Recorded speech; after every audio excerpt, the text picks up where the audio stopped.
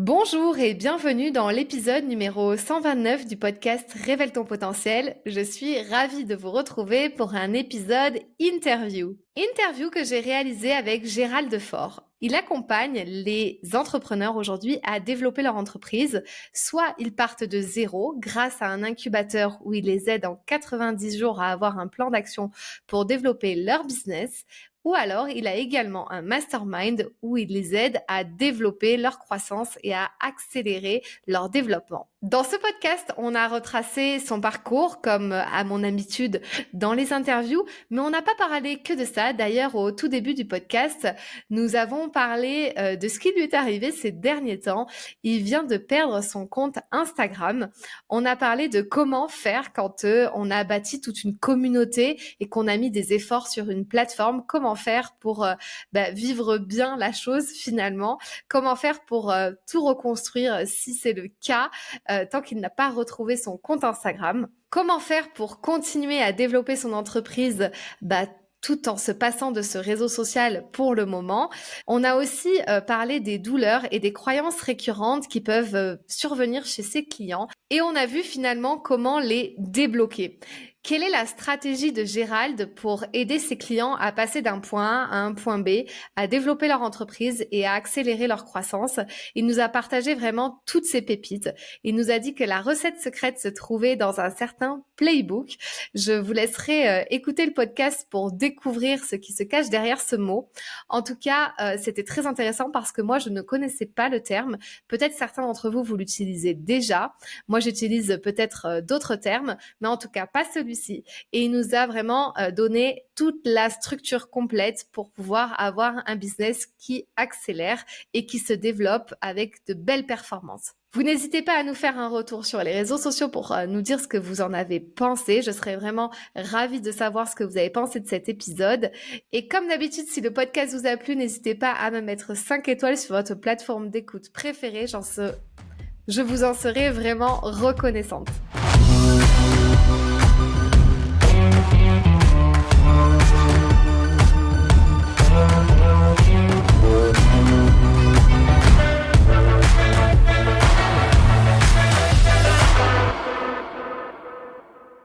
Hello Gérald. Hello, hello, comment tu vas? Ça va très bien et toi? Bah ça va. Ça fait drôle d'être de l'autre côté, de pas être l'intervieweur pour une fois, d'être de l'autre Oui, côté. pour une fois, Hmm. tu nous parleras de ton podcast aussi. Merci d'avoir accepté mon invitation. Je suis vraiment ravie de t'avoir sur le podcast Révèle ton potentiel avec nous aujourd'hui. Ben, merci beaucoup. Ça a été hyper fluide la rencontre et le fait de l'organiser. Ça a été plus compliqué de le produire parce qu'on a essayé 2 fois, on a eu des bugs techniques, des bugs d'agenda et tout. Là, c'est bon, on y est, hein. On est bien parti. On y est, on y est, on y est. Pour ceux qui ne voient pas Gérald, il est un peu cabossé aujourd'hui, il sort de l'entraînement, mais vous pouvez aller sur YouTube, sur ma chaîne, pour aller voir un petit peu l'envers du décor. Mais sinon, vous pouvez aussi écouter le podcast en format audio. Vous êtes très bien avec nous ici. Première question, est-ce que tu peux te pitcher? Et je demande l'exercice en 30 secondes. Qui Wow. es-tu et que fais-tu, Gérald? Alors déjà, c'est le truc que je déteste le plus faire, évidemment, comme beaucoup de personnes. Je savais que tu allais me poser la question. Moi, je m'appelle Gérald, j'ai 34 ans, je suis papa de 2 enfants et je suis le cofondateur d'une boîte qui s'appelle entreprendre.me et qui a 2 produits. Un produit d'aide à la création d'entreprise. On organise des bootcamps pour aider des futurs entrepreneurs à structurer leurs projets. Et ensuite, j'ai un mastermind où on accompagne des entrepreneurs plus avancés à tout simplement aller plus loin, structurer leur croissance. Bon, ça va, c'est parfait ton pitch. Je sais pas. T'as- C'est toi la t'as- pro, c'est toi la pro, donc je sais pas. Quel est le problème avec le fait de devoir te pitcher? C'est qu'on veut trop en dire, on veut trop en dire, on sait pas. Là, du coup, il n'y a pas de. Là, je le fais comme si voilà, je le fais parce que c'est toi et du coup, je le fais comme si je m'adressais à toi, mais je sais pas qui écoute, donc forcément, j'adapte pas le truc et puis tu as peur d'en oublier et puis tu as peur d'être chiant et puis voilà. Donc en fait, c'est un petit peu ça, mais je me suis un peu soigné quand même. Avant, je détestais me présenter. J'aurais préféré que tu me dises cours tout nu dans la rue, ça aurait me posé beaucoup moins de problèmes que juste explique ce que tu fais dans la vie, tu vois. Donc voilà, non mais je me soigne, ça va. Waouh, OK, grosse, progression. Mais écoute, moi, je trouve, très bien ton pitch, très pertinent. Tu vas nous en dire un peu plus, sur tes programmes aussi également. J'ai une autre question pour apprendre à te connaître un peu plus. Écoute, si je te donne 10 millions d'euros sur ton compte en banque personnel, là, maintenant, tout de suite, qu'est-ce que tu ferais avec? Mmh, pas grand-chose, je pense. C'est une très très bonne question. C'est une très très bonne question. Moi, je suis adepte d'une philosophie qui est la philosophie FIRE. Et donc, en fait, je base un peu tout ce que je fais au quotidien par rapport à un objectif. Et donc, en fait, je budgète un peu tout dans ma vie. Donc, je sais pas ce que je ferai de plus. Je sais pas ce que je ferai de plus. Peut-être que j'irai plus loin dans la vision et que je développerai un fonds d'investissement pour aider les entrepreneurs que j'accompagne aujourd'hui par mon temps, ben là, les accompagner peut-être plus par de l'argent. Voilà, parce que mon temps aujourd'hui il est limité. Et si j'ai un capital de plusieurs millions disponibles, ben, éventuellement, je ferai ça. Et donc voilà. Et le FIRE, c'est un truc qui est très présent dans ma vie. Donc, j'ai acheté ma maison en mode FIRE, c'est-à-dire j'ai préféré attendre qu'avoir un crédit. J'ai fait tout ça. Donc en fait, aujourd'hui, j'ai pas de besoin spécifique de Mmh. voilà. Moi, je me paye la même chose depuis 5 ans, alors que la boîte, elle a été, la croissance de la boîte a été importante. Donc voilà, j'essaie de pas avoir de fuite en avant avec l'argent. Donc ça serait pour développer un autre projet, je pense, si j'avais ce somme-là, et donc plutôt un fonds. Voilà. Ah OK, très intéressant tout ça. Donc ça veut dire que là, ta maison, t'as pas voulu faire de crédit, tu as préféré la payer cash? Exactement. Ce qui a pas trop de sens économiquement, parce qu'en fait, la dette, c'est quand même c'est quand même un gros levier pour s'enrichir. Alors, j'ai de la dette sur des immeubles, etc. J'ai des immeubles avec de la location, mais sur ma résidence principale, j'ai pas voulu le faire. Et j'ai préféré attendre plus longtemps. Donc, j'ai attendu 5 ans de plus entre le projet, entre l'envie d'avoir la maison et le fait de pouvoir capitaliser assez dans l'entreprise pour pouvoir l'acheter. OK, et ça t'a fait quoi en fait de d'acheter quelque chose comme ça, enfin on va dire cash? Est-ce que, ça t'a changé les choses, ta perception par rapport justement, tu d'autres crédits à côté, tu te dis: «Waouh, ça m'appartient, c'est à moi et en plus j'ai pas de crédit dessus». Enfin, est-ce que ça t'a changé quelque chose? C'est comme un accomplissement? Ouais, ouais, alors c'est un accomplissement. Je suis très fier je suis très fier de ça. Bah, en fait, si je l'ai fait, c'est parce que j'avais une énorme peur du manque. Tu sais, le fameux truc, et si tout s'arrête, machin. Enfin, on est beaucoup à à se poser ces questions-là, ce qui est complètement irrationnel parce que, au final, j'ai fait une bonne école, il suffirait que je reprenne un job. Enfin voilà, je pourrais trouver, je m'inquiète pas. Et je me suis dit, bon, ben, en fait, peut-être que cette peur du manque, si j'ai un setup financier qui est bien, peut-être que j'aurai moins la peur. Alors, breaking news, pas du tout, parce qu'en fait, j'ai essayé de rationaliser une peur. Alors, il fallait le résoudre autrement. Et donc non, ça a pas eu l'effet escompté. Par contre, je suis très content de l'avoir fait. Et en effet, ça crée une tranquillité d'esprit. Donc voilà, et si demain tout s'arrête, même si c'est absolument impossible que tout s'arrête, parce que j'aurai forcément d'autres choses à faire, bah en fait, j'aurai toujours un toit sur la tête, mes enfants n'auront pas de dégradation de leur niveau de vie, etc. etc. Donc voilà, c'est un peu ça l'accomplissement derrière ça. Trop bien, ce partage. Si tu me permets, je veux bien rebondir sur ce que tu m'as dit en off du coup, parce que là, tu es en train de dire si tout s'arrête. Tu m'as partagé en off que tu viens de perdre ton compte Instagram, il y a quelques jours ou quelques heures de ça. Et du coup, qu'est-ce que ça te provoque? Et justement, par rapport à ce manque, en effet, tu as quand même bâti une certaine communauté depuis tes débuts. Et ça te fait quoi là, voilà, émotionnellement ou dans les faits? Alors, factuellement, je passe beaucoup moins de temps sur mon téléphone, et donc ça, c'est un peu le cadeau. Mais non, alors, en fait, j'ai encore espoir de le retrouver. C'est un ban, on pense que c'est juste parce qu'on se connecte à trop. On est 4-5 personnes à se connecter sur ce compte Instagram de l'équipe. Donc, on pense que ça vient de là. Dans tous les cas, on n'a pas eu d'attitude frauduleuse ou de contenu trop border. Bon, c'est déjà arrivé qu'il y en ait, mais là, sur cette période-là, il n'y a pas eu de problème.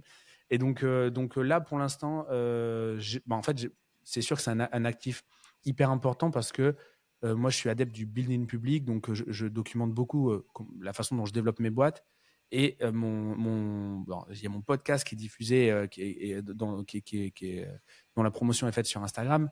Et surtout, je publie tous les lundis, tous les mercredis, tous les vendredis de la preuve sociale avec les bootcamps qu'on organise, soit le mastermind, soit l'incubateur. Donc, on voit nos clients, nos clients sont contents ils repartagent, etc. Et donc, on fait pas de publicité. On fait pas de publicité pour nos propres programmes. C'est vraiment toujours des relais, des gens qui repartagent. Et c'est comme ça qu'on a un pipe de clients. Et après, ça permet aussi, j'ai envie d'avoir le profil rassurant. Donc moi, je conseille des gens à monter des business et tu as un peu deux types d'acteurs. Tu as ceux qui vont être à Dubaï avec un style de vie qui leur appartient. Et puis, tu as des gens qui se reconnaissent pas, en fait, qui se reconnaissent pas dans ces profils-là et qui veulent être accompagnés un peu plus par le bon père de famille, comme on dit, tu sais, voilà. Et donc, moi, c'est un peu la casquette que je prends. Tu vois, je montre mes entraînements de sport, je montre la vie de mes gosses, je montre ma maison, je vis à la campagne, je montre quand je vais à l'église, enfin, tu vois, des trucs comme ça, ce qui est factuellement ma vie, mais dans mon branding, ça fait partie, c'est une partie importante. Et donc ça, Instagram, bah, en fait, c'est vachement bien parce qu'en fait, Hmm. ça permet de faire ça. Et donc voilà, donc je le fais pas c'est exhibitionnisme, mais en fait, je joue la casquette du mec rassurant. Et Instagram, c'est la meilleure chose pour ça. Ouais, Donc voilà, en tout ok. transport, la stratégie Instagram, c'est ça pour moi, dans mon cas. Et est-ce que tu trouves que bah, justement le fait de perdre ton compte, est-ce qu'on est dépendant vraiment de ce réseau social ou en tout cas des résultats qu'il apporte? Ou est-ce que tu penses que ton business se porterait enfin vraiment aussi bien sans ça aujourd'hui, à partir d'aujourd'hui? Le mastermind, j'aurais pas pu le lancer sans Instagram, ça c'est sûr. L'incubateur aujourd'hui, oui, parce que moi je l'ai distribué avec des partenaires. Donc l'incubateur, avant d'arriver dans l'incubateur, les gens qui l'achètent savent même pas qui je suis. Ils le découvrent après dans la pédagogie. Et donc voilà, donc une partie du business, ça aurait été possible, une autre partie moins. Et en fait, tu vois, très souvent en podcast, en interview, etc., on me dit où est-ce qu'on peut te contacter, où est-ce qu'on peut te suivre, est-ce qu'il y a un lien, etc. Alors moi, j'en vois pas vers mon site. Je dis, bah, c'est quoi voilà, ça fait 1 heure que je discute là. Venez juste m'envoyer un message sur Instagram pour me dire bonjour, etc. Et c'est comme ça en fait que j'arrive à de bonnes relations avec les gens qui écoutent. Et ça amène forcément du business, des questions, du recrutement. Enfin, ça amène plein de choses. Ce côté relationnel dans Insta. Donc, ouais, je pense que j'aurais fait moins de choses si j'avais pas eu Instagram. Ouais. Hmm. Bon, on espère que quand l'épisode sortira, tu auras retrouvé ton compte pour qu'on t'envoie un DM. Voilà. Sinon, on aura d'autres solutions à proposer à la fin de l'épisode pour te retrouver. Ok, merci pour ça. Est-ce que tu peux me retracer rapidement dans les grandes lignes ton parcours, d'où tu viens et qu'est-ce qui a fait que tu es devenu entrepreneur maintenant et ce depuis plusieurs années? Qu'est-ce qui a fait que tu en es là aujourd'hui? Qu'est-ce qui t'a drivé? Quel a été ton why et ton pourquoi? Ouais. Alors au départ, alors le why et le pourquoi, c'était un vrai sujet. Moi, je suis parti à 15 ans de chez mes parents pour jouer au rugby. Donc, je suis parti dans un centre de formation à Bègle, à côté de Bordeaux. Et donc, ça s'est plutôt bien passé côté rugby. Voilà, parcours assez classique à un niveau correct. J'ai fait une école d'ingé. Et en fait, j'ai eu l'opportunité de partir jouer 2 ans dans un club de Pro D2 en tant qu'espoir. Et c'est à ce moment-là que j'ai laissé tomber l'école. Et j'ai monté ma boîte, donc école d'ingé. Moi, je faisais de la programmation et donc j'ai monté une boîte pour faire des sites web. Donc vraiment le truc classique des sites web et des applis.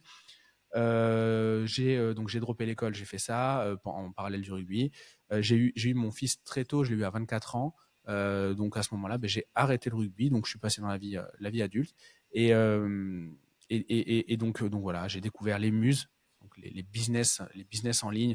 Donc je développais des services par exemple, enfin tout un tas de services en ligne qu'on peut consommer où on va dépenser quelques euros pour être pour aller plus vite. Et donc voilà, moi je développais ce genre de truc-là. J'allais trouver des asymétries de marché sur Google. Je disais, OK, il y a tant de personnes qui tapent ce mot-clé-là, il y a personne qui achète ce mot-clé, donc il y a un marché. Et donc du coup, je développais des trucs. Et puis de fil en aiguille, je me suis retrouvé à faire du e-commerce sur ces mêmes stratégies de business. Je montais des sites web sur Google Shopping. Voilà, la promotion se faisait par Google Shopping. Avec toujours cette démarche où l'internaute cherche quelque chose et je vais lui proposer. Et en fait, vu que la data, elle est ouverte, on a accès à tout, ben, c'est comme ça que je le fais. Et j'ai commencé à documenter, et notamment par Insta. Et donc, j'ai documenté tout ce parcours-là, en sachant que les gens sont fascinés par le e-commerce. Je ne sais pas pourquoi, mais voilà, dès que tu parles de e-commerce, les gens sont comme des oufs. Et donc, j'ai documenté ça. Au bout d'un moment, j'en ai eu un peu marre de faire du e-commerce. Le challenge, il n'était plus trop là. Je me dis, bah, qu'est-ce que je vais faire? Bah, on m'a proposé de donner des cours dans une école, puis on m'a proposé aussi de donner de faire des consultations, de faire du consulting. Je commençais à faire ça. Et ensuite, après, ça a déroulé vers ben, voilà, le consulting, c'est pas trop scalable. Donc, du coup, qu'est-ce qu'on fait? Ben, on crée une formation, on crée l'incubateur. Puis, une fois que l'incubateur a été mis en place, ben, j'ai créé le mastermind pour aller au step d'après. Et donc voilà. Donc, au final, j'ai j'ai lancé mes petits business histoire de pouvoir un peu dropper tout ce qu'on m'avait Gentiment, mes parents voulaient le mieux pour moi, mais voilà, mon père voulait que je fasse du rugby à haut niveau, ma mère voulait que je fasse une école d'ingé. Au bout d'un moment, bon, moi, voilà, je suis le dernier de 5 enfants. Au bout d'un moment, j'en ai un peu marre, voilà. Et du coup, j'ai dit, bon, mais j'en ai marre, je vais essayer de prendre ma vie en main. J'ai dit, bah, le premier truc, c'est qu'il faut que je gagne ma vie. Je lance des petits business, et puis je documente tout ça. Et puis Hmm. maintenant, un peu à une belle histoire après coup, mais au moment où je faisais ça, je savais absolument pas ce que je faisais, pourquoi et tout. Je cherchais juste à me rebeller un petit peu, quoi. Donc voilà. Ouais, ok. Ok, ça c'est. Et donc, du coup, t'as bifurqué il y a 5 ans de ça? À peu près, ouais. L'incubateur aujourd'hui, dans sa forme actuelle, il y a 2 ans et demi. Et du coup, avant, j'ai fait du consulting one-one, donc ça doit faire à peu près ça, entre 4 et 5 Donc, ans. quand tu dis consulting one-one, c'est quoi? C'est coach, tu disais aussi école de commerce, tu donnais des cours et tout ça, c'est ça un Ouais. peu au Alors, début? c'était école d'ingé, c'était pas école de commerce, mais ouais, en fait, c'était ça. J'avais des cours, je donnais des cours de lean. Donc, le lean, c'est une façon de gérer des projets, de lancer des projets. Donc, voilà, c'est un truc que moi, je mettais en place. Donc, voilà, j'ai été, l'école que j'avais abandonnée m'a récupéré en tant qu'intervenant. Donc, ça, c'était cool. Ouais. Et donc, voilà. Et après, ouais, les consulting one-one, c'était, bah, j'allais donner mon avis sur le business des gens. Donc, j'ai bossé avec des grands groupes comme Allianz, par exemple. Là, donc le mastodonte financier, une des plus belles boîtes européennes sur le plan de la finance. Et donc, j'ai bossé avec eux. Et en fait, je les accompagnais sur des projets d'intra-entreprise. C'est des gros groupes comme ça, ils développent plein de. Enfin, leur pôle innovation lance des projets, ils lancent des boîtes à l'intérieur avec un CEO, etc., etc. Et donc, moi, j'y allais j'étais un peu la caution. Voilà, ces boîtes-là, elles prennent toujours un consultant. Elles prennent jamais de Ok. décision. Voilà, et Ouais. donc voilà, on était plein de consultants et moi, je faisais partie de ces gens-là. Et puis voilà, et puis après j'ai découvert des gens qui vendaient des formations, des gens qui avaient des agences, etc. Et vu que c'est des business que je connaissais un petit peu, ça a bifurqué, voilà. Et donc c'est comme ça que je suis arrivé sur le business en ligne, en fait. Ok. Ok, trop bien. Ça m'intéresse beaucoup parce que je me dis à un moment donné comment on bifurque dans sa tête quand on a une espèce d'installation comme ça aussi en présentiel où du coup tu étais consultant dans des grosses boîtes, tu vas dans les écoles, tu donnes des cours. Qu'est-ce qui a fait le switch de bah en fait tout ça je vais l'arrêter pour lancer un incubateur sur du business en ligne et je ne saurais pas forcément de quoi demain sera fait sur ce nouveau truc. Est-ce que ça a été une décision assez radicale? Comment tu as pris ce chemin-là et comment surtout tu as décidé d'arrêter les choses que tu faisais avant Hmm. parce que je pense que pas mal de nos auditeurs peuvent être dans un circuit un peu comme ça, aussi fermé, tu sais, à donner des cours, à donner des coachings one-one et ne pas se Hmm. sortir de cette situation et vouloir bifurquer sur un autre modèle. Ouais, bien sûr. Mais en fait, je savais que j'étais pas pleinement épanoui en faisant mes business de. En fait, la technicité du truc me plaisait. J'avais structuré l'équipe qui me permettait de le faire tourner. Mais en gros, faire du e-commerce, enfin, souvent, enfin, j'en parle pas mal, mais on avait trouvé une niche, on vendait des gamelles pour chats. Tu vois, enfin, ça me passionne pas, j'ai même pas de chat à l'époque. Mais par contre, on gagnait 750, enfin, on avait fait la première année 750 000 euros de chiffre d'affaires en vendant des gamelles pour chats.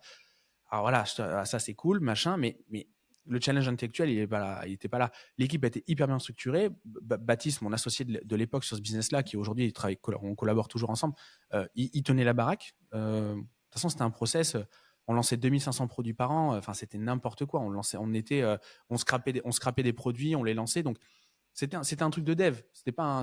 Une fois que tu as Ouais. développé le truc, tu n'as plus l'excitation. Moi, j'aime bien j'ai besoin d'être stimulé. Il y a un truc derrière ça. Et donc, je me suis dit, bah, en fait, je vais temporairement aller donner un coup de main à des boîtes qui en ont besoin. Et ça s'est fait comme ça. Et au bout d'un moment, je me suis dit, Mm. OK, j'aime bien le faire. Mais en fait, j'ai pas lâché le truc, tu vois. Enfin, en mode, l'équipe a été structurée, ça bossait. J'ai dit juste, moi, je sers plus trop à grand chose dans cette boîte.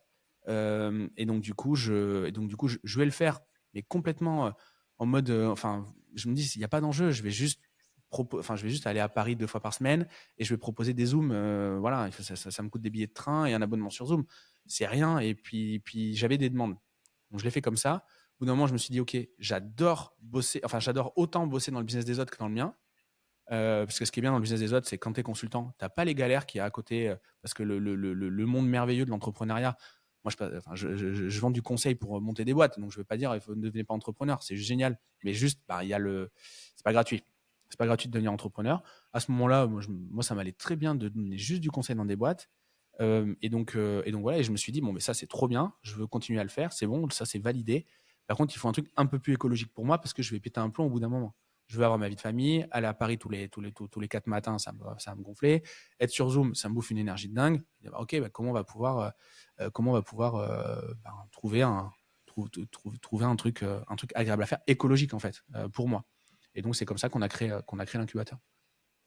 Ok, trop cool. Ouais, donc finalement, tu t'es posé les bonnes questions et tu t'es dit à un moment donné, je vais faire ce que moi aussi j'ai envie. Enfin, tu t'es aussi écouté. Je pense que c'est important quand on est entrepreneur de s'écouter.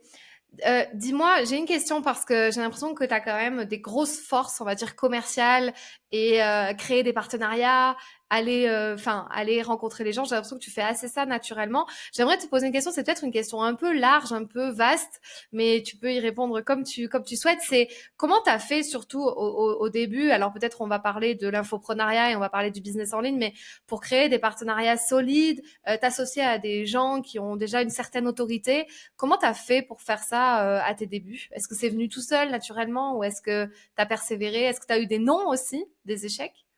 Euh, alors, je me suis rendu compte récemment que genre je dois discuter avec une max entre 150, enfin mon carnet d'adresse ça va être 150 200 contacts max max max. Et j'ai appris il y a pas longtemps, c'est Romain Collignon qui m'a dit ça, qu'en fait il y a un livre sur les 150 contacts, enfin voilà. Et donc moi ce que j'appelle les business WhatsApp. Donc en fait je me rends compte que là aujourd'hui je collabore entre mes affiliés sur l'incubateur et mes clients. Je dois avoir une cinquantaine de personnes et ça évolue dans ce pipe de 200 personnes, de 200 contacts au fur et à mesure, de 200 contacts au global, pardon, excuse-moi. Et donc, je me suis rendu compte de ça. Et en fait, je me suis rendu compte surtout que ces contacts-là, ces 200 contacts, mais en fait, ils m'ont été apportés. J'ai eu des accélérateurs de réseau, notamment Alex Cormon, qui est un copain, Enzo Honoré, ces mecs-là, Romain Collignon, Alec Henry, ces mecs-là m'ont permis de rencontrer beaucoup de monde. Et tu as des gens comme ça, en fait, tu les rencontres, ils vont te mettre en relation avec plein de gens, et ça marche hyper bien. C'est vraiment des accélérateurs de réseau. Et donc, je pense que moi, j'ai rencontré Alex Cormon. Donc Alex Cormon, c'est un gros infopreneur. C'est un des papes de l'infopreneuriat francophone, et il a plus d'1 million de followers sur YouTube. Enfin voilà, c'est un business qui est solide et qui date, qui a de l'ancienneté plutôt. Et donc, Alex il m'a présenté énormément de monde. Enzo, pareil, dans le e-commerce, du coup, on se suivait par rapport à nos business e-commerce. Il m'a fait rencontrer plein, plein, plein de monde. Et rien que eux, peut-être qu'ils m'ont fait rencontrer, je sais pas, 40, 50 personnes. Donc, je pense qu'il faut vraiment identifier ces accélérateurs de réseau. Et puis ensuite, entretenir des relations, mais saines. Et saines, genre, moi, je démarche pas parce que j'aime pas être démarché. Et en fait, j'entretiens juste des relations. Et d'ailleurs, nous, on s'est rencontrés suite à ton invitation pour le podcast. Je pense que c'est un accélérateur de réseau de ouf. Bah, c'est le podcast. Et donc, moi, je recommande à tout le monde de le faire. Enfin, c'est quasiment impossible de dire viens, on parle de toi pendant 1 heure, est-ce que ça t'intéresse? Ouais, enfin, tu vois, tout le monde veut ça, on a tous envie de se montrer.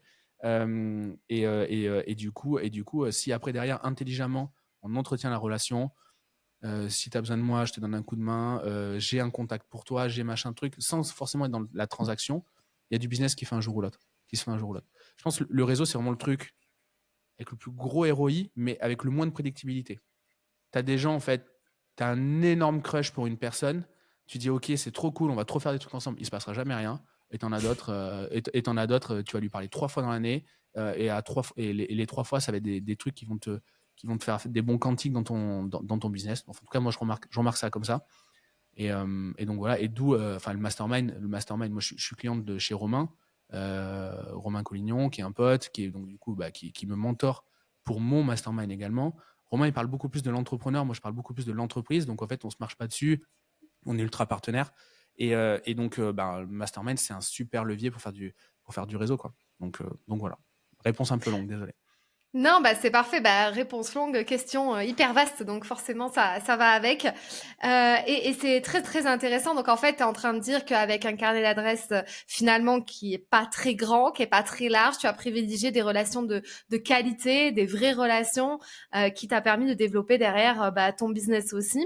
Par contre, mis à part ça, tu me parlais d'avoir 41 000 followers sur Instagram.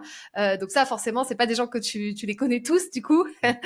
Comment t'as fait pour développer aussi ta visibilité, ta notoriété? Comment ça se fait que ton compte, il a grossi comme ça? Enfin, qu'est-ce qui s'est passé? Est-ce que tu as des game changers que tu peux nous partager? Ouais. Alors au départ, le compte, c'était un compte où moi je montrais pas mon visage. C'est un compte de Ah ouais. citation. Et petit à petit, donc en fait ça marche de dingue. Ça justement, c'est un super accélérateur. C'est un compte de citation et en fait, on a petit à petit mis des extraits du podcast en plein milieu. Parce qu'en fait, les citations, bon, mais t'as 9 chances sur 10 que ça soit un truc qui soit par Churchill ou par Einstein, tu vois, c'est obligatoire, tu vois. Et accessoirement, au milieu, on mettait des extraits du podcast. Et donc on a fait ça et on a reveal le compte. Ma photo, voir ma tronche en photo de profil d'Insta, ça fait que 3 ans, genre qu'elle y est. Avant, c'était pas ça. Et donc on a fait ça et petit à petit, on a changé le contenu. Donc au départ, on a fait un truc qui plaisait. On savait que ça plaît de dingue. C'était que des trucs sur l'entrepreneuriat, le dev perso, le management, le marketing. Et donc on parlait pas, c'était pas un truc sur les chats ou ou sur je sais pas quoi. Et donc voilà. Ça s'est fait comme ça. Donc on arrive. Au départ, le hack de croissance, ça a été de donner ce que les gens voulaient pour ensuite tendre vers ce que nous on voulait proposer. Ok. Et après, t'as fait Est-ce que tu penses qu'il y a, avec les vidéos, par exemple, avec les extraits de podcast, c'est ça aussi qui a fait grossir, c'est les reels, c'est tout ça? Ouais, Ou est-ce que j'ai- t'avais cette transition avant? non, c'est très certainement le podcast ouais, qui a aidé. Parce que le podcast, ça a permis de faire énormément Hmm. de petites vidéos verticales. Et j'ai eu des invités plutôt prestigieux. Donc forcément, ça aussi, ça t'accélère la visibilité. Peut-être qu'à un moment, c'était plus un compte Insta du podcast que réellement mon compte à moi. Et je trouve que ce compte Insta, à l'époque où il existait, on croise les doigts pour qu'il revienne, mais le ROI, il a été bien supérieur récemment, là, quand j'ai commencé à parler de mes idées, quand j'ai commencé à parler de ma famille, quand moi, je Ouais. voulais pas montrer mes gamins sur Insta, etc. D'ailleurs, enfin, je le fais très peu. Si je le fais, c'est des stories, mais en gros, tu comprends que c'est des gamins, mais tu les vois pas tu les vois pas en gros plan, quoi. En tout cas, rien qui pourrait les mettre mal à l'aise plus tard. Donc ça, quand j'ai commencé à vraiment parler de moi, de mes idées, de ce que je voulais, aussi bien des trucs complètement de genre en mode grosse preuve sociale, nos réussites, nos machins, et également de la vulnérabilité pour pas être juste le gros bourrin, le gros bourrin mascu sur Insta. Bah, en fait, quand j'ai trouvé ma place là-dedans, bah, en fait, c'est là où il y a eu beaucoup de DM, il y a eu du ROI tout simplement. Ok, super intéressant. Merci pour ces partages. Quand tu accompagnes comment tu les appelles toi? Des coachés, des élèves, Ouais, des on les appelle entrepreneurs? les membres. Très souvent, on les appelle les membres parce Ok. on a vraiment ce côté commu. On met vachement. On coach pas en individuel, on coach que en groupe, quoi. Autant le mastermind que le bootcamp, c'est des programmes de groupe. Pourquoi on rejoint justement tes programmes de groupe? Quelle est la problématique ou la douleur de base de ton client ou celle qui revient systématiquement ou la croyance ou toi, tu identifies un truc qui est récurrent chez tes membres et comment vous, justement, vous les aidez à dépasser cette problématique ou cette douleur? Le, le- Ce qu'on entend le plus souvent, c'est je sais pas par où prendre le sujet. Je sais pas par quoi commencer. Donc en mode, c'est je veux dérouler un playbook, je veux dérouler une procédure pour avancer dans mon projet. Et je vois que là, je suis en train de piétiner, je suis pas en mouvement. Et donc en gros, j'ai besoin d'un coup de pied aux fesses, j'ai besoin d'une méthode, j'ai besoin d'accompagnement. Et donc ça, c'est ce qu'on entend le plus souvent. Nous, après, l'argumentaire pour choisir nos programmes, on dit voilà, il faut que tu travailles sur 3 trucs. Il faut que tu travailles sur le fait de vulgariser ce que tu fais. Donc, tu travailles avec des gens qui sont moins avancés. Il faut que tu travailles avec des gens qui sont au même niveau que toi, donc des entrepreneurs, parce qu'en fait, tu vas pouvoir parler à des pairs et des pairs qui font grossir leur boîte dans le même contexte économique, même contexte, voilà, que toi. Et ensuite, il faut que tu travailles avec des gens plus avancés, donc des mentors, des coachs, on les appelle comme on veut, qui, eux, ont déjà fait le chemin et peuvent t'expliquer un peu ce qu'il faut faire, mais surtout t'éviter les pièges, Mmh. voilà, pour éviter parce que biais du survivant, etc. Je pense qu'il faut dire à quelqu'un, tu devrais faire ça. Je pense que c'est un petit peu, c'est un petit peu surcoté. Par contre, dire attention, là, il y a 9 chances sur 10 que si tu fais ça, tu te plantes. Voilà, moi je vois plus le truc comme ça. Et donc moins égale plus, soit, enfin voilà, les gens moins avancés, les gens au même niveau, et puis des gens plus avancés. Ça, on le fait aussi bien dans le mastermind que dans le bootcamp, à part que le bootcamp, donc dans l'incubateur, on structure un projet. Donc là, la méthode, elle est beaucoup moins challengeable par les gens, parce que moi, je pense que tant qu'on ne fait pas 10 cas par mois en prestation de service ou en vente de formation, hormis des choses qui touchent aux valeurs, et ça, c'est pas négociable, la méthodologie, c'est 99 fois sur 100 la même.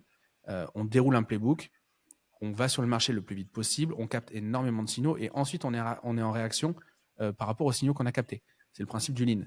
Moi, je crois vraiment à ça. Le mastermind, c'est différent. C'est des gens qui ont déjà fait ce pas-là, qui sont déjà à 25-30 cas par mois de chiffre d'affaires, et qui rencontrent après des enjeux de structuration qui vont devoir faire le pas supplémentaire. Et donc là, il va falloir du coup être en réaction à une réalité. Mais moi, je pense que quand on démarre, en fait, il faut dérouler, il faut être véloce, il faut vraiment être guerrier, couteau entre les dents. Et ensuite, après, quand on va plus loin, quand on a dépassé cette barre, psychologique des 10 cas par mois, à ce moment-là, on n'est plus guerrier, on est un peu plus soldat. Et puis, on avance plus avec de la méthode et avec une stratégie, qui s'adapte à un contexte. Voilà en gros les deux différences. Mmh. Et donc, Ok, super intéressant. Tu parles de playbook. ouais. J'ai Playbook. jamais entendu ce terme. Ah, ok. Pourtant, c'est. Ouais, alors, est-ce que tu veux juste préciser ou m'expliquer? Parce que Ouais. c'est vrai, j'ai jamais. Ouais, je sais pas. Tu parles de. C'est comme un système? Du Ou- coup, le playbook, pour moi, c'est un document unique qui relate l'histoire de ma boîte et son fonctionnement. Et en Ok. gros, ce playbook, il se fait de plein de manières différentes, hein. Il y en a qui peuvent le faire à travers des looms et des mind maps. Il y en a qui peuvent faire des feuilles sur Notion. Moi, j'utilise plus Notion. Et l'idée, c'est de ne pas faire quelque chose de nébuleux, que notre business soit tangible. Et en fait, quand je pense à mon business, que je suis allongé sur le dos dans mon lit, que je ferme mes yeux, j'ai l'impression que j'en ai un peu dans tous les sens. Si par contre mon playbook est hyper bien rédigé, mon business, il tient factuellement sur une feuille A4. Ma stratégie de vente, c'est celle-ci. Ma stratégie d'acquisition, c'est celle-ci. Ma stratégie de communication, c'est celle-ci. Et quels sont les KPI, les critères de succès de chacune de ces actions-là. Ça, voilà. Donc, en gros, c'est je fais ça, voilà les résultats que j'attends de ces différents points. Et si ça se passe pas bien, voilà, en gros, les possibilités d'amélioration. En gros, les actions correctives, les actions évolutives. Et donc, c'est ça un playbook. Et donc, on peut appeler ça une procédure, on peut appeler ça un peu comme on veut. Et la façon dont nous, on conseille d'écrire le playbook, c'est au départ, on le fait complètement avec un mindset complètement idéaliste. C'est OK, tu veux monter ta boîte, autorise-toi toutes les excentricités, tu écris tout, enfin voilà, lâche ce qui t'inspire. Ensuite, on va le challenger avec des experts qui vont pas challenger ce que tu as envie de faire, mais qui vont challenger la façon dont tu imagines le faire. Donc, par exemple, je veux faire des pubs, ça, je veux le faire, ça, je suis pas prêt à le faire. J'aimerais raconter ça, j'aimerais faire ceci, machin. En gros, on va voir quelqu'un qui est bon dans le copywriting, qui va être bon dans la publicité, et qu'on va lui dire, OK, qu'est-ce que tu en penses? Qu'est-ce que tu penses de cette stratégie-là? Et donc, du coup, il se base sur quelque chose qui est tangible, et il travaille il travaille sur quelque chose qui ressemble à l'entrepreneur. L'idée, c'est pas qu'on ait des business de clones, c'est qu'on ait nos propres business, surtout quand tu vends ton expertise. Et en plus de ça, nous, très souvent, il y a du personal branding chez les gens dans les stratégies des gens qu'on accompagne. Tu vas pas leur faire n'importe quoi. Ça touche à, voilà, c'est une réalisation de monter une boîte. Donc, on essaie en fait que ça soit le plus fidèle à leur valeur possible. Et donc, voilà. Donc, on fait ça de manière idéaliste. On challenge ça avec un expert, un petit peu comme quand tu as un business et que tu dis à ton avocat, OK, comment ce truc-là peut être légal, ou tu Hmm. vas voir ton développeur en disant voilà mon idée, comment on pourrait rendre cette idée de logiciel ou d'application Hmm. techniquement envisageable. Voilà, donc tu as un point de vue idéaliste, tu challenges avec l'expert, et ensuite après, tu mets à jour ce playbook. Et ce qui est bien, c'est que vu que ça démarre en haut de la page et ça finit en bas de la page, tu n'oublies rien, et tu mets à jour le truc. Et quand, admettons, tu attends dans ta stratégie, je dis un exemple complètement basique, mais je sais pas, tu attends 30% de taux d'ouverture de tes emails, et donc du coup, tu as calculé tout ton modèle économique là-dessus, et tu n'as que 20% de taux d'ouverture. tu as mis en place toutes les actions qui te semblaient intuitivement bonnes toutes les optimisations qui te semblaient bonnes à mettre en place. Et quand tu n'as pas la réponse, bah, du coup, tu as une communauté Ouais. pour justement dire, OK, voilà ce que j'ai mis en place, voilà mon playbook, où est l'angle mort, quoi? Qu'est-ce que j'ai pas vu? Donc voilà le concept de playbook. Ah ouais, c'est trop bien, c'est super intéressant, vraiment merci d'avoir précisé.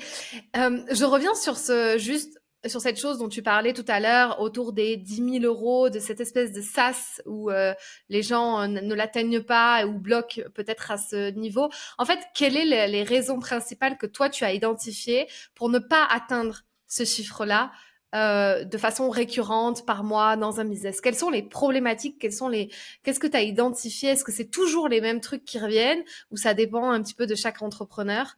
Est-ce que tu penses que c'est parce qu'ils n'ont même pas ce playbook mis en place ou il y a d'autres raisons d'après toi? En fait, le playbook, ça va être le playbook. En effet, ça peut être c'est très certainement quelque chose qui corrige un défaut, qui est de changer trop souvent de stratégie. Alors, d'un côté, je suis pour le lean, donc c'est-à-dire que je suis pour qu'on lance le plus rapidement possible, qu'on teste le plus rapidement possible et qu'on itère. Donc, en gros, il y a une notion de vélocité, mais il y a aussi une notion de résilience. Et très souvent, on oublie le truc. On confond les deux. Donc, la résilience, c'est je vais vraiment pousser mes stratégies au bout. Je vais vraiment aller jusqu'au bout du délire, mais je vais challenger ce que j'ai mis de manière véloce. Donc, en fait, il faut lancer vite, mais pas se décourager trop vite. Et je pense que c'est ça. Et en fait, on parle de marketing en ligne, donc très souvent les stratégies, ça va être je fais une VSL, donc je fais une vidéo de vente, ou alors je fais un webinaire de vente, ou alors je fais un funnel de prise de rendez-vous directement, Google Ads, prise de rendez-vous, etc. Et je le teste avec trop peu d'itérations, trop peu de budget et surtout pas assez de patience, quoi. Ben ça, si tu as un playbook, vu que tu l'as écrit de manière idéaliste, ça a été challengé par des experts, tu te tiens à ton protocole de test. Ouais. Ce truc, c'est quand c'est nos business, on oublie en fait que bah, y a quand même un peu de rigueur à avoir. Et protocole de test, quand tu travailles dans les sciences, quand tu travailles dans la grande distribution, quand tu travailles dans l'agroalimentaire, bah, le protocole de test, il est écrit avant même de lancer le truc. Et ça, c'est des bonnes pratiques. C'est pas juste des trucs chiants que font les gens surdiplômés. C'est juste du bon sens. C'est des gens qui sont cassés la tête à dire il faut un protocole de test. Ouais. En fait, c'est pas pour rien, quoi. Donc voilà. C'est très souvent on lance trop tard et donc du coup on met de l'affect dans ce que l'on fait et ensuite on n'est pas assez résilient, c'est-à-dire qu'on se décourage trop vite. Donc moi je pense que c'est pour ça qu'il faut avoir un plan. C'est écrit et on se tient au plan. Il y a des moments où on est architecte, c'est au moment où on rédige son playbook. Il y a des moments où on est maçon, où on monte le mur. Et ça, c'est quand on est en train de le dérouler. Et donc voilà. Ok, super intéressant. Ouais, merci beaucoup. Bah, c'est vrai, souvent on voit beaucoup d'entrepreneurs qui se lancent mais qui n'ont pas réfléchi aux fondations, Mm, on va dire. exactement. Hein, les fondations de base du business. Mais voilà. Écoute, on arrive vers la fin tranquillement de ce podcast. C'était vraiment très très intéressant. Je pense qu'on a eu de belles pépites. Aujourd'hui, toi, comment tu travailles exactement? Parce que tu nous parles des incubateurs et mastermind, mais ça consiste en quoi et c'est quoi l'intérieur de tes programmes? Mm. Alors, donc l'incubateur, on distribue des bootcamps. Donc, c'est-à-dire que toutes les semaines, on a des entrepreneurs qui veulent se lancer, qui sont encore très certainement, enfin très souvent dans le salariat ou qui sont en Ok. phase de transition, de reconversion. Et ils ont une idée, ils ont peut-être une expertise. Et en gros, on va les aider à travers cette journée de bootcamp à déjà structurer l'idée, d'estimer un potentiel économique et ensuite de structurer juridiquement la boîte. Donc, on va avoir des sujets comme voilà, quelle est la forme juridique que je dois choisir, etc., etc. Ouais, ouais, ouais. Et donc ça fait partie des questions qu'on a très souvent. Mais on va aussi avoir qu'est-ce qui va faire que mon offre sera irrésistible et comment je vais le pitcher et comment je vais communiquer sur mon expertise, Mm. etc., etc. Et l'idée, c'est qu'à la fin du bootcamp, on reparte avec une feuille de route sur 90 jours. Mm. Donc, la promesse, c'est que tu peux lancer ta boîte en 90 jours. Tu as le playbook sur 90 jours pour lancer ton projet. Donc, Trop voilà. Donc, on bien. est Ok. vraiment sur la structuration de l'idée et validation de l'idée. Les méthodes qu'on utilise dedans, c'est le Lean Startup. Le Lean Startup, il y a Startup dedans, mais ça ne concerne pas que les startups. Hein. C'est un bouquin C'est un bouquin, pour ceux qui ne le connaissent pas, qui a été écrit par Eric Ries, qui explique justement ce process d'itération, de lancement rapide, etc. etc. Au départ, ça vient de Toyota, hein, ça n'a rien à voir avec startup. Donc voilà, c'est du lean startup sur 90 jours, donc un plan de 90 jours. Et donc voilà, les méthodes, elles sont extrêmement simples, mais juste, on fonctionne sur le playbook, et donc ça veut dire que c'est un peu comme une recette à suivre. C'est vraiment ça le bootcamp. Ça, ouais. Et le mastermind, c'est un groupe d'entrepreneurs. Il y a 30 personnes qui sont là, qui sont réunies pour une cohorte de 6 mois. On se rencontre en ligne 2 fois par semaine. On se rencontre physiquement tous les 3 mois.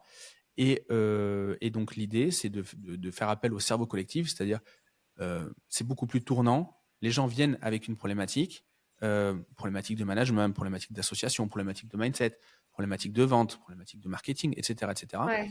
Et très souvent, le cerveau collectif est juste génial pour ça. C'est le problème que j'ai aujourd'hui, peut-être que toi, Fanny, tu l'as déjà rencontré il y a un an, ou peut-être que ça Ouais. touche directement ton expertise, ou peut-être que, je sais pas, peut-être que ta cousine qui vit je sais pas où, elle est pile poil la bonne personne pour répondre à ça, et donc du coup, tu vas pouvoir me mettre en relation avec elle. Et donc, en fait, c'est ça le cerveau collectif. C'est-à-dire, c'est des ateliers de co-développement. Dans les corporates, ils appellent ça comme ça. C'est voilà, tu viens avec ton problème, et c'est comme ça, en fait, qu'on structure Ouais. le savoir et le partage de valeur. C'est beaucoup moins descendant que l'incubateur, parce que l'incubateur, c'est déroule un playbook. Le mastermind, c'est juste parler de ces challenges. Et donc voilà. Yes, ok, trop bien, trop intéressant. Merci d'avoir développé ça. D'ailleurs, j'ai juste une question là. Désolée, j'avais dit on allait terminer, mais là j'en ai une qui est venue. Comment tu fais face à la concurrence entre guillemets, dans le sens où on voit de plus en plus de mastermind aussi fleurir, beaucoup plus d'incubateurs fleurir, les immersions avec les masterminds inclus dedans. Est-ce que tu as un rapport quelconque à la concurrence, on va dire, ou est-ce que toi, tu traces ta route et en fait, chacun fait ce qu'il veut. Comment tu vois ça? Non, tu vois, tout à l'heure, on parlait de Romain. Romain, c'est mon pote, donc c'est différent, mais Oui. clairement, on s'adresse aux mêmes personnes. Il y a des gens qui étaient chez lui qui sont chez moi, et il y a certainement des gens qui sont chez moi qui iront chez lui. Donc, on pourrait voir ça comme une concurrence, mais en fait, on n'est pas du tout positionné pareil. On Ouais, n'est c'est pas du ça. tout positionné pareil. Donc, le positionnement, on ne s'adresse pas forcément aux mêmes personnes. On ne règle pas les mêmes problèmes. Et en plus de ça, on n'utilise pas les mêmes mécanismes, et on a des Mm. tonalités complètement différentes. Moi, je suis plus, je vais plus être, je peux avoir le côté un peu plus bourru, un peu plus brut de décoffrage. Romain, c'est un vrai coach. Romain, il est très fort dans le questionnement. C'est le meilleur pour ça. Et moi, je suis très certainement bon pour ausculter les business. Mon boulot, moi, c'est d'ausculter Ouais. des business et de trouver des trucs. Donc, moi, je considère, je ne sais pas si Romain est d'accord avec ce truc-là, mais Romain, il s'occupe de l'entrepreneur, moi, je m'occupe de l'entreprise. Et d'ailleurs, moi, je suis client chez Romain, et je vais continuer à être client chez Romain pendant encore très longtemps. Oui, Donc oui, voilà. oui. Donc, moi, je pense que c'est une histoire de positionnement. Là, ça fait 40 minutes qu'on enregistre. Il y a deux types de personnes, ou trois. Il y a ceux qui s'en foutent. Il y a ceux qui peuvent pas me blairer. Et il y a ceux qui disent, ce mec-là, il est pas trop con. Peut-être que, en fait, peut-être que ça serait intéressant que je lui pose des questions. Et donc, voilà. Et je pense que on polarise. Et donc, Ouais. du coup, on y va. Et d'ailleurs, je le vois. Quand j'ai commencé à polariser sur mon compte Insta, on en parlait tout à l'heure, c'est à ce moment-là que j'ai commencé à faire du business avec. Bah ouais. Donc, Ah, c'est ça. donc voilà. Donc, je pense que oui, la concurrence, elle est là. Enfin, du coup, l'offre, le marché du mastermind se structure. Après, il y a des gens, t'as envie de bosser avec ou t'as pas envie de bosser avec. Ouais. Puis ça marche à un instant T. Peut-être c'est maintenant, peut-être c'est plus tard. Enfin, Ouais. moi, je vois pas le. Pour moi, c'est OK. Oui, oui, oui. Et puis on est bien loin des Américains, par exemple, qui eux sont à des échelles puissance fois 10 millions, où ils sont tous en train de faire la même chose. Et nous, on est encore hyper petits dans notre domaine. Merci beaucoup pour tous ces moments partagés. J'ai une question à te poser qui est ce que tu penses que tu as révélé pleinement ton potentiel, puisque c'est le nom du podcast, où tu en es dans cette révélation? Est-ce que tu l'as pleinement révélé? Est-ce que tu es en chemin? C'est une excellente Comment tu question. réponds à cette question? Ouais, je pense qu'on est en chemin tout le temps. J'imagine un peu le truc utopiste d'avoir, je sais, enfin, vu que le potentiel, alors on va essayer d'avoir une approche mathématique ou scientifique, mais le potentiel, c'est compliqué à définir. C'est compliqué à savoir. C'est compliqué à savoir où ça commence, où ça finit, je pense. Et donc, je pense que c'est toujours une quête. C'est toujours une quête. Et je pense que là, en ce moment, j'ai un regain d'ambition, mais j'avais perdu récemment le feu. Et donc là, tu vois, là, ça revient, mais à un moment, bon, ouais, j'ai envie de faire un peu moins de contenu, lancer un peu moins de business, passer un peu moins de temps avec mes équipes, passer plus de temps tout seul, etc. C'est peut-être aussi une autre forme de potentiel, mais Ouais. d'un point de vue professionnel, en tout cas, puisque on a parlé de ça beaucoup aujourd'hui, c'est toujours en évolution. Je pense que c'est une quête, la recherche de potentiel. Trop bien. Eh ben, écoute, merci beaucoup. Merci Où est-ce beaucoup. qu'on peut te retrouver si tu n'as pas retrouvé ton compte Instagram d'ici là? Mais on espère que tu l'as retrouvé au moment où l'épisode sort. Mais si jamais, où est-ce qu'on peut te contacter ou te parler? Bon, alors, on croise les doigts pour qu'Instagram soit là. Moi, j'aime bien envoyer les gens vers le podcast. Les gens qui écoutent des podcasts, du coup, enfin Bah voilà, oui, c'est un format qu'ils aiment bien, donc ça, voilà. Moi, je peux recommander d'aller sur YouTube ou sur les plateformes de podcast. Le podcast s'appelle Les Gros Mots. Alors, en ce moment, je suis un peu moins actif, mais justement, ça fait partie de mon regain. Là, j'en parlais. Voilà, j'adore faire des podcasts et du coup, d'ailleurs, il faudra qu'on fasse la revanche chez moi si tu veux bien, Fanny. Je t'invite avec grand plaisir. J'espère qu'on pourra faire ça ensemble. Et donc, avec ouais, je pense plaisir. que le podcast, c'est bien parce qu'on passe un moment à Ouais. discuter. C'est des conversations qui sont plus longues où en fait, on peut traiter les sujets. Donc, moi, je pense que c'est le mieux. Et puis, sinon, pour interagir, il y a LinkedIn il y a LinkedIn et Insta. Et puis, ce sera avec plaisir. Si les gens ont eu le courage de nous écouter là pendant 44 minutes, du coup, un petit message, comme je disais tout à l'heure, ce serait trop cool. Yes, OK, allez rejoindre, le podcast Les Gros Mots. 44 minutes, j'espère, parce que j'avais encore tellement de questions, mais je me suis retenue. Je me suis dit: «Bon, on va se calmer». J'ai posé vraiment l'essentiel. Merci, beaucoup pour ton temps et merci pour tous ces partages, en tout cas. Merci beaucoup pour l'invitation et j'ai adoré tes questions. C'était très cool. Merci à toi et puis à très bientôt. À très bientôt. Si cette vidéo t'a plu, tu peux la partager à un ami qui en aurait besoin.